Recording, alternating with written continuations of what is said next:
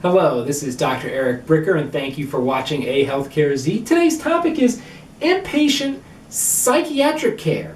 Now, this is a very infrequently talked about topic, but it's super important. In fact, 6.7% of all inpatient admissions at hospitals in America are for inpatient psychiatric care. So it's important for us to talk about it. Now, why would a person, because obviously mental health is a huge challenge for many Americans, but why would a person need to be hospitalized for a psychiatric need? Well, the reason is typically because they're a threat either to themselves or to others, what are referred to as suicidal or homicidal ideations, or even attempts. Now, what are the psychiatric diagnoses that typically lead to threats of people to themselves or to others? Typically, they fall into two broad categories, and those are mood disorders and schizophrenia. Now, examples of mood disorders are things like depression and bipolar disorder, and oftentimes these people will have suicidal ideations, like have thoughts and a plan for killing themselves, or maybe they've even tried.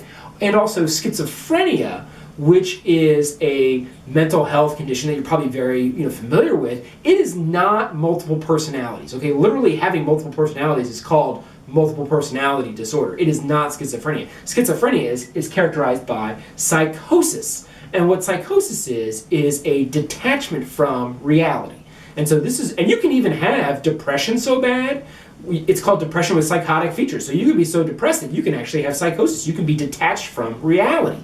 Now, it oftentimes manifests itself as delusions, in other words, thoughts that are not consistent with reality, and also in the form of hallucinations, which can be either visual or auditory, where you see things that are not really there, or you hear things that are not really there, like a tree or a shrub is talking to you. Now, a cost of an inpatient psychiatric stay, on average, for a commercially insured American is $9,293, and the average length of stay is about 1 week. Now that's the allowed amount, that's not bill charges, so it's about 10 grand, and the person stays for about 1 week. Now, there are severe challenges with inpatient psychiatric care in America, in that there are too few beds. There's too few hospitals that provide inpatient psychiatric care. And for the hospitals that do provide inpatient psychiatric care, there's not enough beds for the need. Now, there has been a dramatic decrease in the number of psychiatric beds in America over the prior several generations. So back in the 1950s, there was 560,000 inpatient psychiatric beds. These were mostly at state-run hospitals because many people back then were forced to be hospitalized if they had like schizophrenia. So the point of this video today is not to debate that issue, but just to say, look, the ratio back then was 337 inpatient beds for every 100,000 in the population, whereas today there's only about 101,000 inpatient psychiatric beds in all of America. Obviously, the population of America is much larger now back than it was in the 1950s, and so the number of inpatient psychiatric beds is 1/10 of what it used to be. There's only 30 inpatient psychiatric beds for every 100,000 Americans, where it used to be 337. So it's less than 10% of the number of psychiatric beds. And the problem is that not only is it low, it's too low. And it's too low, mainly, you can turn a unit within a hospital in a relatively straightforward way into a psychiatric unit. Oftentimes the issue is the staff.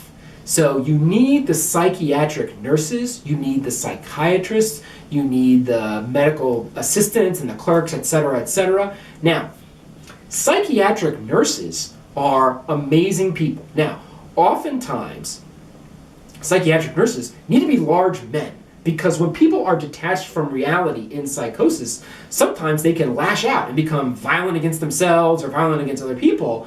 And when I did my inpatient psychiatry rotations in medical school, the psych ward did not have security within the ward. So they would use the staff and the nurses to address any sort of altercation that either between the patients and the staff or among the patients. In fact, literally on my first day of my inpatient psychiatry rotation, our attending psychiatrist was attacked by a patient. Now, we didn't see it. We were not in the same room with him, but they have a protocol where they tell everybody to go into the nurses' station, and the nurses' stations for psychiatry units typically are completely walled off. This one had the glass walls that had sort of the chicken wire sort of impregnated in it, so that if anything was banged against the glass, even if it shattered, the person could not get in through the wiring that was inside of the glass. So the protocol was for everybody to go in, and they called security, but it took like 5 minutes for security to get there, and a lot can happen in 5 minutes. And so, fortunately, the attending was fairly large and strong himself, and the nurses and the other staff of large men were able to control the patient until the staff got there. And so, I mean, it's a very challenging job. Now look, it's incredibly important for inpatient psychiatric care, really all psychiatric care, is to separate the person's behavior and their thoughts from the person themselves. I mean, these are not bad people. They're sick. They have a disease, whether it be depression or bipolar disorder, I mean, schizophrenia, what have you, they have a disease. And our psychiatrist did a great job of teaching us of like, and really through his example of like not getting mad at these patients. And they would say all sorts of things that might be considered, rude or just downright mean and nasty, or like, spit. I mean, all sorts of stuff that you could be like, well, that's not the right thing to do. That's not very nice. I feel disrespected. And the psychiatry attending was like, no, these people are sick. You wouldn't get mad at somebody if they had cancer. So, like, it makes no sense to get mad at somebody with a psychiatric. Now, in me talking to you here on this video, that's sort of easy to quote unquote conceptualize. But when you're right there in the moment, it's a little harder. You kind of get this like reaction in your gut where it's like, hey, like it's not okay to say that. And so you have to really, learn through, repeated, professional experiences, etc., to really separate the patient from their thoughts and their behavior. And so same thing for the nurses and the staff and everybody. So, my point of telling this story is that at Mass General Brigham, they actually have across their hospital system, they actually have 600 psychiatric beds, but 100 of them are closed due to lack of staff. And specifically in Massachusetts, that causes huge problems with the wait times for psychiatric care. So there's a story of one patient where she had to wait 2 weeks for inpatient psychiatric care. These people do not wait at home because they have suicidal or homicidal ideations. They need to be hospitalized. And oftentimes they're literally kept on a gurney in the emergency room for like 2 weeks, or sometimes they're given like a medical surgical bed in the inpatient floor. So in fact, in Massachusetts, across 50 hospitals in their state, they had 559 boarders that were waiting for inpatient psychiatric beds. And across those 50 hospitals where these 559 boarders were located, it represented 20% of the inpatient and ER beds. The point is that the backup of these patients, not only was it horrible for them to not be able to get the inpatient psychiatric care they needed, but also they were taking up space in the ER and for inpatient beds that might be necessary for things like COVID or for cancer surgery, et cetera, et cetera. So there was a real problem in Massachusetts, and I'm not picking on Massachusetts, this is true across the country, where the hospital had the beds, but they couldn't staff them. And so therefore it hurt the patients and it hurt the flow of other patients through the hospital. Now, the question then becomes, why are there so few psychiatric beds? Why are there not enough psychiatric beds? Why aren't they staffing enough psychiatric beds? Well, the reason is because psychiatric care in the inpatient setting